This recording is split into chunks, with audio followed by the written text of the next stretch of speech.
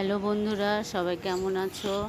দেখো আজকে গাছের কুমড়ো নিয়ে আমি এটা কাঁচা কুমড়ো, আজকে আমি গাছের কুমড়ো নিয়ে পোস্ত বানিয়ে তোমাদেরকে দেখাবো। কুমড়োটা হাফ করে কেটে নিয়েছি, অনেক বড় ছিল। কাঁচা কুমড়ো দিয়ে পোস্ত খেতে খুব ভালো লাগে। তার সাথে ছোট ছোট করে আলু দেবো আর পোস্ত ভিজিয়ে রেখেছি। কুমড়োটা কেটে নিয়েছি, একটু একটু খোসা খোসা রাখবে। সবুজ কুমড়ো খুব ভালো লাগে। সবুজ কুমড়ো ভালো লাগে কারণ বেশ নরম হয়, ওটাতে জল দিতে হয় না, ভালো সিদ্ধ হয়ে যায়। তো প্রথমে আমি কড়াইয়ে তেল দিয়ে দিয়েছি।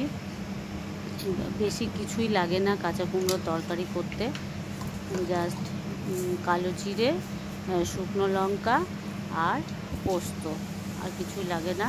কালো জিরের গন্ধটা খুব সুন্দর লাগে। সর্ষের তেল দিয়ে দিলাম, কালো জিরে ফোড়নটা দিয়ে দিলাম আর শুকনো লঙ্কাও দিয়ে দিয়েছি। তেলটা একটু গরম হতে দেব। গরম হলেই কড়াই ভালো করে নাড়িয়ে তারপরে আলুটা প্রথমে ভাজতে দেব। এটা আমার দুর্গাপুরে বাপের বাড়ি, সেখান থেকেই কুমড়োটা এনেছি। ওখানেই কুমড়োটা তুলে এনেছি, মায়ের বাগানে কাঁচা কুমড়ো হয়েছিল। কাঁচা কুমড়োটা এনে আমি হাফ কেটে নিয়েছি আর হাফ আজকে পোস্ত করব। হাফ তরকারি করেছিলাম, হাফ পোস্ত করব। আলুটা প্রথমে ভেজে নিচ্ছি একটু লাল করে। আলুটা একটু ছোট ছোট করে কেটে নেবে, কারণ কাঁচা কুমড়ো সিদ্ধ হয়ে যাবে কিন্তু আলুটা সিদ্ধ হবে না, সেই জন্যে ছোটো ছোটো করে কেটে নিয়েছি কুমড়োটা। কুমড়ো আলু সবই ছোট ছোট করে কেটে নিয়েছি। আলুটা একটু লাল করে ভেজে কুমড়োটা দিয়ে দেবে। তারপরে কুমড়োটাতে ভাজতে ভাজতে সামান্য নুন দিয়ে আমি ঢাকা দিয়ে দেবো। কুমড়োটা খুব মিষ্টি আর কাঁচা কুমড়ো খেতে খুব সুন্দর লাগে।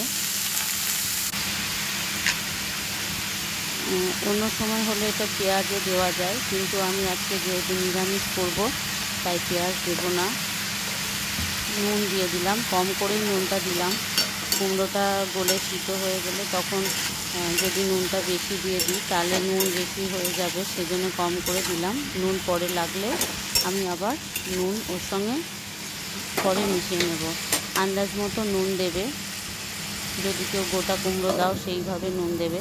আমি ওটাকে ভাপে সিদ্ধ হতে দিলাম, একদম জল দেব না আর গ্যাসটা মিডিয়াম ফ্লেমে করে রাখবো। আমি এখন ঢাকাটা খুলে একবার দেখে নিচ্ছি যে কুমড়োটা থেকে কতটা জল বেরিয়েছে। যেহেতু নুন দিয়েছি সেই জন্য জল তো বেরোবেই। আলুটা এখনও সিদ্ধ হয়নি, তাই একটু সামান্য জল দেব, সামান্য, বেশি নয়। সামান্য জল দিয়ে দিচ্ছি, একটুখানি সামান্য, বেশি কিন্তু একদম দেবে না, তাহলে তরকারিটা একদম গ্যাদগ্যাদে হয়ে যাবে। সামান্য জল দিয়ে কিছুক্ষণ পরে এসে আমি আবার ঢাকাটা খুলে দেখব। এখন আলুগুলো মনে হয় সিদ্ধ হয়ে গেছে। দেখি একবার নেড়ে নিয়ে হালকা হাতে নাড়বে, একদম জোরে জোরে নাড়বে না, কারণ কাঁচা কুমড়ো তাড়াতাড়ি সিদ্ধ হয়ে যায়। হ্যাঁ, আলুটা সিদ্ধ হয়ে গেছে। আর এদিকে আমার পোস্তটাও বাটা হয়ে গেছে, পোস্তটা দিয়ে দেব।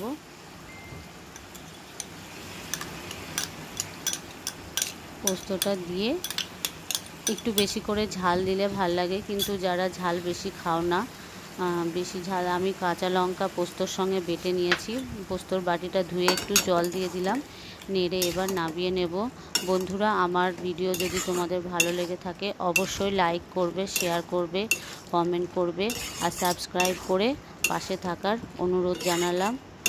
সাবস্ক্রাইব করলে মোটিভেট হব, আরও নতুন নতুন কাজ করার সাহস পাবো। তোমরা করে দেখো। আমি একটু দেখে নিই যে নুন হয়েছে কি না, দেখে নিচ্ছি। নুন হয়ে গেছে, নুন আর তাই দেবো না আমি।